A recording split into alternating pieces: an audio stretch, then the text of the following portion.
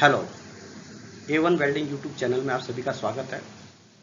जैसा कि आप सभी जानते हैं कि इससे पहले मैंने ट्रेड वेल्डिंग थ्योरी के वीक नंबर 1 पर वीडियो बनाया था। अब प्रस्तुत है वीक नंबर 2 का वीडियो। Week number 2 professional knowledge.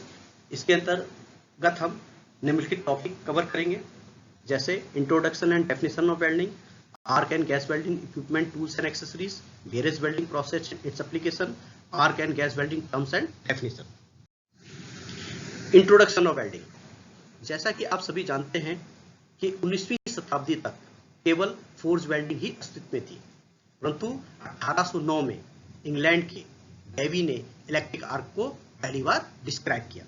इसी प्रकार 1881 में आर्क वेल्डिंग प्रोसेस को स्टेबलाइज किया। 1885 में इलेक्ट्रिक रेजिस्टेंस वेल्डिंग, 1887 में सिंगल कार्बन आर्क वेल्डिंग, परंतु 1888 में एक मेजर चेंज। इसमें रशिया के एक वैज्ञानिक निकोले सोल्वेने ने कंज्यूमर मेटल इलेक्ट्रोड या SMAW वेल्डिंग का आविष्कार किया और इसीलिए हम उन्हें फादर ऑफ वेल्डिंग भी कहते हैं।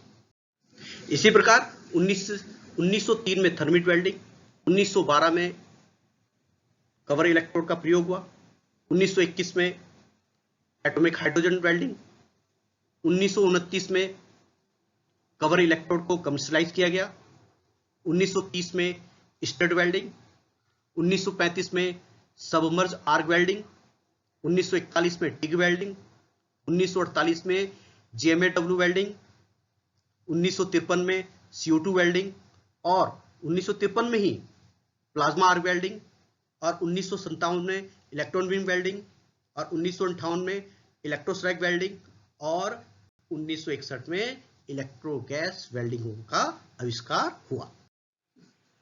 Definition of welding. वेल्डिंग की परिभाषा। वेल्डिंग क्या है? वेल्डिंग दो समान या असमान धातुओं को उष्मा का प्रयोग करके, दाब देकर या न देकर, फिलर धातु का प्रयोग करके या न करके जोड़ने की तकनीक को ही हम वेल्डिंग कहते हैं। Electric arc welding. Electric arc welding एक फ्यूजन वेल्डिंग या नॉन प्रेशर वेल्डिंग के अंतर्गत आती है। इसमें आवश्यक उष्मा आर्क द्वारा प्राप्त करते हैं और आर्क इलेक्ट्रोड तथा जॉब के मध्य उत्पन्न की जाती है। Equipment and tool use in electric arc welding. इसके अंतर्गत उपयोग होने वाले उपकरण एवं उपसाधन इस प्रकार है: arc welding machine, electrode holder and earth clamp, welding cable या लीड्स, वेल्डिंग केबल कनेक्टर या lugs, chipping hammer, wire brush and tongs, protective clothing या safety aprons as leather apron, gloves, welding hand screen या welding helmet. Arc welding machine यह वह युक्ति है जो electric energy को हीट एनर्जी में परिवर्तित करती है। यह हमें AC या DC आउटपुट करंट प्रदान करती है। इसे हम एम्पियर तथा AC DC पावर सोर्स से स्पेसिफाइड करते हैं। इसके द्वारा हम पतले, मोटे, फेरस तथा नॉन फेरस धातुओं की वेल्डिंग करते हैं। जैसे कि आपको स्क्रीन में दिख रहा है, यह एक आर्क वेल्डिंग मशीन का सेटअप है। Electrode holder. यह इलेक्ट्रोड को पकड़ने की एक डिवाइस है जो वेल्डिंग मशीन के वेल्डिंग केबल से कनेक्ट होती है। यह प्रायः कॉपर तथा कॉपर एलॉय के बने होते हैं। इनको हम एम्पियर में स्पेसिफाई करते हैं, जैसे 200 एम्पियर का इलेक्ट्रोड होल्डर, 300 एम्पियर का, 600 एम्पियर का इलेक्ट्रोड होल्डर। अर्थ क्लैंप। अर्थ क्लैंप वेल्डिंग मशीन के अर्थ केबल से जुड़ी होती है तथा इसका दूसरा सिरा जॉब या वेल्डिंग टूल को दृढ़ता से पकड़ कर रखता है। यह प्रायः कॉपर या कॉपर एलॉय के बने होते हैं और यह भी एम्पियर में ही स्पेसिफाइड किए जाते हैं, जैसे 200, 300, 600 एम्पियर के अर्थ के। वेल्डिंग केबल, वेल्डिंग मशीन से जॉब या वेल्डिंग टेबल तक करंट लाने तथा ले जाने का कार्य करती है। जो केबल वेल्डिंग मशीन से इलेक्ट्रोड होल्डर तक करंट ले जाती है उसे हम इलेक्ट्रोड केबल, तथा जो केबल वेल्डिंग मशीन से अर्थ क्लैंप तक करंट ले जाने का काम करती है उसे हम अर्थ केबल कहते हैं। वेल्डिंग केबल कॉपर के महीन तारों से बनी होती है जो कि रबड़ के इंसुलेशन से कवर होती है, तथा यह मार्केट में या इसको हम स्क्वायर एमएम में स्पेसिफाइड करते हैं। जैसा कि आपको चित्र में दिखाई दे रहा है, जिसमें लिखा है welding cable 16 square MM 150 ampere. इसका तात्पर्य कि इस वेल्डिंग केबल का साइज 16 स्क्वायर एमएम है तथा यह मैक्सिमम 150 एम्पियर का करंट वहन कर सकती है। Cable connector and lux, cable connector के द्वारा हम इलेक्ट्रोड होल्डर केबल को वेल्डिंग मशीन में आसानी से अटैच और डिटैच कर सकते हैं। जैसा कि चित्र में स्पष्ट है, इसके दो किनारे हैं, एक फीमेल पार्ट है और एक मेल पार्ट है। इस फीमेल पार्ट को हम वेल्डिंग के टर्मिनल में लगाते हैं और इस मेल पार्ट को हम निकाल कर इस पर हम इलेक्ट्रोड होल्डर फिट कर सकते हैं और इस केबल कनेक्टर के द्वारा हम वेल्डिंग केबल की लंबाई भी बढ़ा सकते हैं।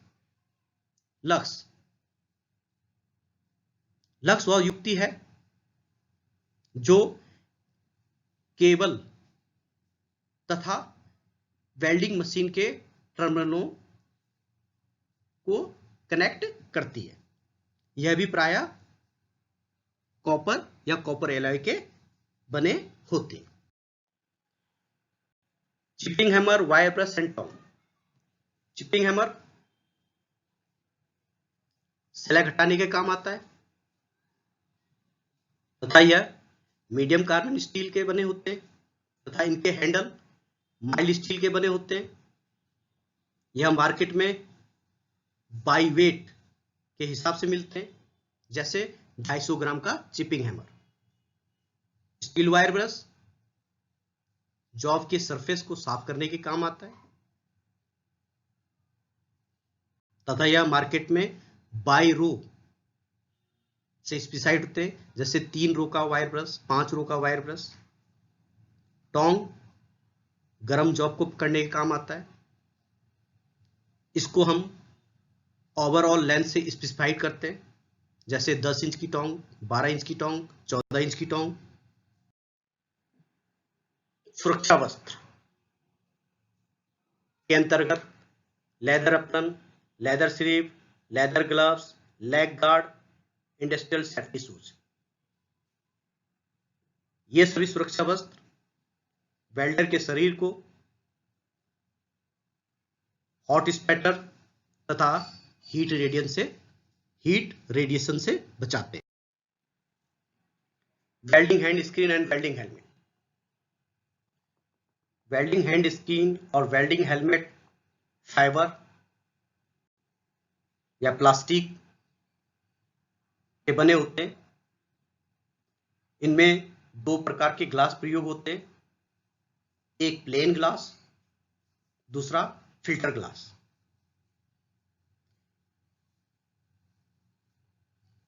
ये वेल्डिंग हैंड स्क्रीन और हेलमेट वेल्डर के आंखों को तथा चेहरे को आर्क रेडिएशन तथा स्पार्क से सुरक्षा प्रदान करते हैं। रिकमेंडेशन ऑफ फिल्टर ग्लासेस, जैसा कि इससे पहले मैंने बताया कि वेल्डिंग हैंड स्क्रीन और वेल्डिंग हेलमेट में फिल्टर ग्लास प्रयोग करते हैं, जो अमूमन काले कलर के होते हैं, काले रंग के होते हैं। जो ये फिल्टर ग्लास हैं, ये दो चीजों पर निर्भर करते हैं, एक वेल्डिंग प्रोसेस पर और दूसरे प्रयोग होने वाले करंट के एम्पियर पर। जैसा कि चित्र में स्पष्ट है कि स्टिक या SMA-W वेल्डिंग में 11 नंबर के सेट का जो फिल्टर ग्लास है वो आपके लगभग 125 एम्पियर करंट के लिए उपयुक्त है। Equipment and tool use in oxygen gas welding, इसमें प्रयोग होने वाले वह उपकरण या साधन इस प्रकार हैं: oxygen gas cylinder, oxygen pressure regulator, oxygen hose pipe with hose clamp, dissolve acetylene cylinder या DA cylinder, acetylene pressure regulator, acetylene hose pipe with hose clamp, blow pipe and a set of nozzle, cylinder key, spark lighter, tip cleaner, tong, gas cylinder trolley, goggles and safety aprons. जैसा screen में स्पष्ट है कि यह एक oxygen gas welding का set है। Oxygen and DA cylinder. Oxygen cylinder काले रंग के होते हैं, इनकी कैपेसिटी 7 क्यूबिक मीटर। इनके अंदर जो गैस भरी होती है वो 120 से 150 kg पर सेंटीमीटर स्क्वायर के दबाव में भरी होती है। इनके वाल्व की जो चूड़ियां होती है वो राइट हैंड थ्रेड होती है। इसी प्रकार DA सिलेंडर मैरून रंग के, कैपेसिटी लगभग 6 क्यूबिक मीटर। इसके अंदर जो एसिटिलीन गैस भरी होती है वो 15 से 16 kg पर सेंटीमीटर स्क्वायर के दबाव में भरी होती है तथा इनके सिलेंडर वाल्व की जो चूड़ियां होती है वो आपकी लेफ्ट हैंड थ्रेड होती है। ऑक्सीजन प्रेशर रेगुलेटर, कोई भी रेगुलेटर कार्य सिलेंडर के हाई प्रेशर को वर्किंग प्रेशर में चेंज करना है और ऑक्सीजन के प्रेशर रेगुलेटर की जो चूड़ियां होती हैं वो राइट हैंड थ्रेड होती है। इसी प्रकार एसिटिलीन रेगुलेटर, यह भी सिलेंडर के हाई प्रेशर को वर्किंग प्रेशर में चेंज करता है, परंतु इसकी जो चूड़ियां होती हैं वो लेफ्ट हैंड थ्रेड होती है और इसके नट में एक खांचा कटा होता है जिससे हम इसे आसानी से पहचान सकते हैं। Rubber house pipe and unit. Rubber house pipe, oxygen hose pipe regulator से ब्लो पाइप तक यह गैस पहुंचाने का कार्य करती है। यह स्ट्रॉन्ग कैनवस रबड़ के बने होते। यह काले या नीले रंग के होते तथा इन पाइपों की जो आईडी होती है वो 8 mm के लगभग होती है। एसिटिलीन हॉस पाइप, ये भी ऑक्सीजन हॉस पाइप की तरह होते हैं, परंतु इनकी पहचान के लिए यह मैरून कलर के होते हैं। यूनियन के द्वारा हम रबर हॉस पाइप को रेगुलेटर से जोड़ते हैं। फ्लैशबैक अरेस्टर, यह एक सेफ्टी डिवाइस है जो फ्लेम को ब्लो पाइप से सिलेंडर की ओर जाने से रोकती है, या हम कह सकते हैं यह फ्लैशबैक की स्थिति में उसको प्रिवेंट करती है। यह मार्केट में 2 प्रकार के होते हैं, regulator mounted and torch mounted. Regulator mounted regulator के बाद लगाए जाते हैं और टॉर्च माउंटेड टॉर्च से पहले। Blow pipe and nozzle. Blowpipe वह युक्ति है जो ऑक्सीजन तथा एसिटिलीन गैसों को उचित मात्रा में या उचित अनुपात में मिक्स करके फ्लेम बनाने के काम आती है। इसमें विभिन्न प्रकार की नोजल प्रयोग करते हैं जिन्हें हम एक सेट ऑफ नोजल भी कहते हैं। इसके द्वारा हम छोटी तथा बड़ी प्रकार की फ्लेमें बनाते हैं। स्पिंडल की या सिलेंडर की, इसके द्वारा हम सिलेंडर वाल्व को खोलने तथा बंद करने का कार्य करते हैं, जैसा कि चित्र में बाईं ओर एक स्पिंडल की या सिलेंडर की दिखलाई गई है। स्पार्क लाइटर फ्लेम को जलाने के काम आती है। यह चित्र में दाईं ओर है।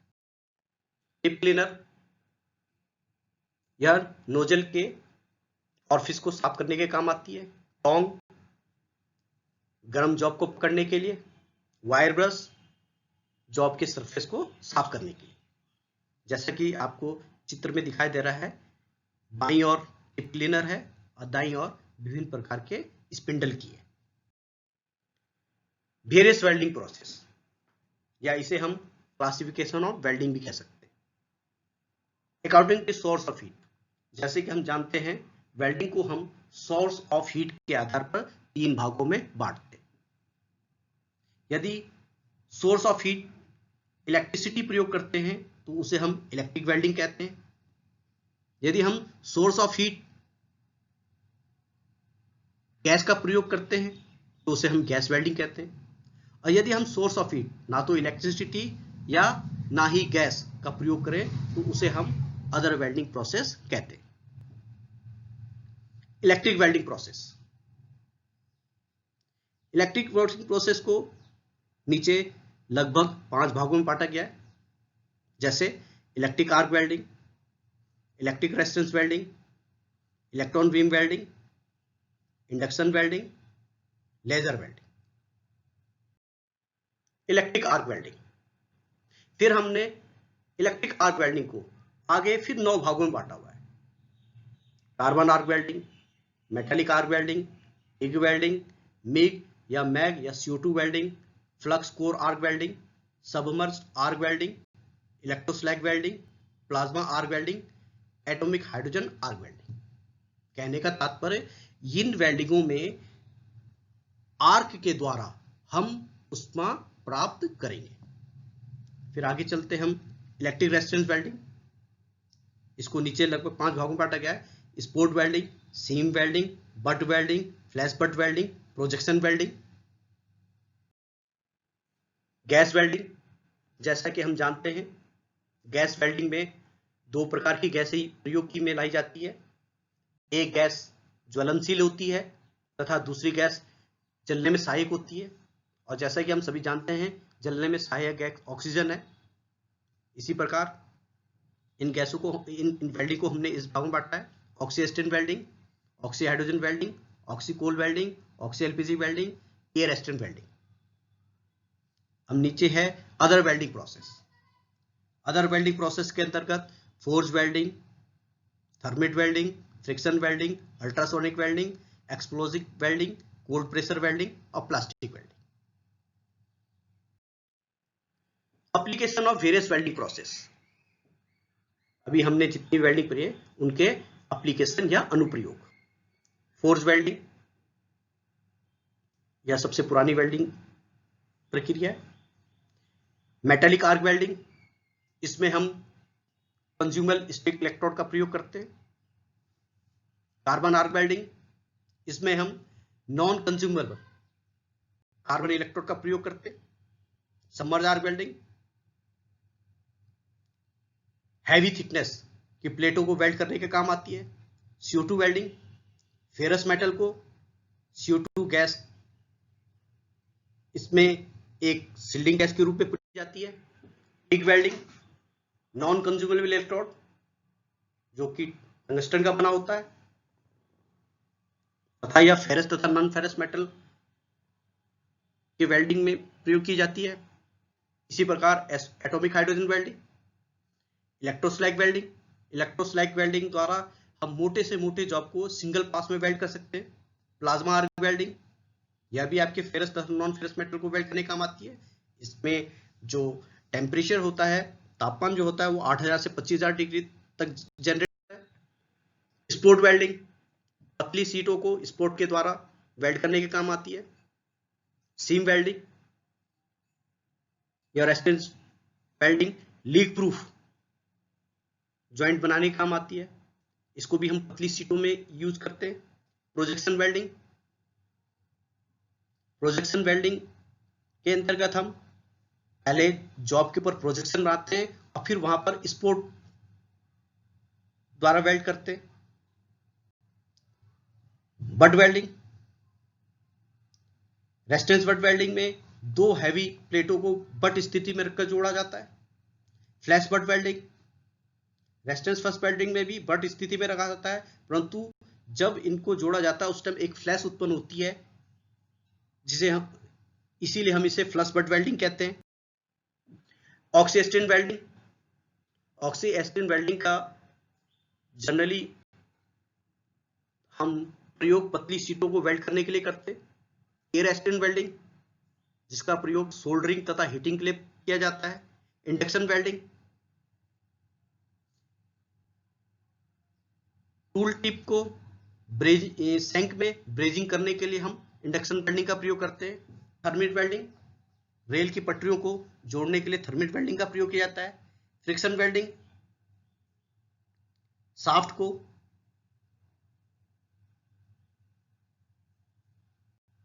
बट की स्थिति में जोड़ने के लिए फ्रिक्शन वेल्डिंग का प्रयोग किया जाता है।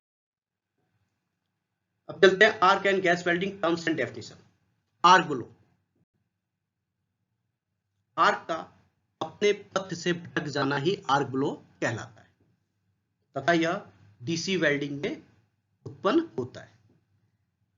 क्रेटर, वेल्डिंग के अंत में एक गड्ढानुमा आकृति को ही क्रेटर कहते हैं। फ्लक्स, यह एक रासायनिक पदार्थ है जो ऑक्सीडेशन क्रिया को रोकता है। इनर्ट गैस, अक्रिय गैस, वह गैस जो किसी भी रासायनिक क्रिया में भाग नहीं लेती, जैसे आर्गन और helium. Kerf, oxy acetylene gas cutting में कट की चौड़ाई को ही कर्व कहते हैं। Toe of weld, face of weld तथा बेस मेटल के जंक्शन पॉइंट को ही हम टो ऑफ वेल्ड कहते हैं। Undercut generally toe of weld में ही उत्पन्न होते हैं। रूट रन, रूट में पहली लगाई गई बीट को ही रूट रन कहा जाता है। सीलिंग रन, वेल्डिंग करने के पश्चात जॉब को पलटकर पीछे एक पतली बीट मारने को ही हम सीलिंग रन कहते हैं। यह जनरली बट या कॉर्नर जॉइंट में प्रयोग की जाती है। बैकिंग रन, वेल्डिंग करने से पहले जॉब को पलटकर पीछे एक बहुत पतली बीट मारी जाती है और उसके पश्चात हम ज्वाइंट लगाते हैं। तो वेल्डिंग करने से, ज्वाइंट लगाने से पहले जो बीट मारते हैं उसे हम बैकिंग रन कहते हैं और यह भी बट और कॉर्नर ज्वाइंटों में लगाई जाती है। प्री हीटिंग, वेल्डिंग करने से पहले जॉब को गर्म करने की अवस्था को ही हम प्री हीटिंग कहते हैं। तो ये था हमारा वीक नंबर 2 का वीडियो। मैं समझता हूं आप लोगों को पसंद आया होगा। अब इसके बाद मैं वीक नंबर 3 का वीडियो आप लोगों के लिए लेकर आऊंगा। इसके साथ ही मैं समाप्त करता हूं। धन्यवाद।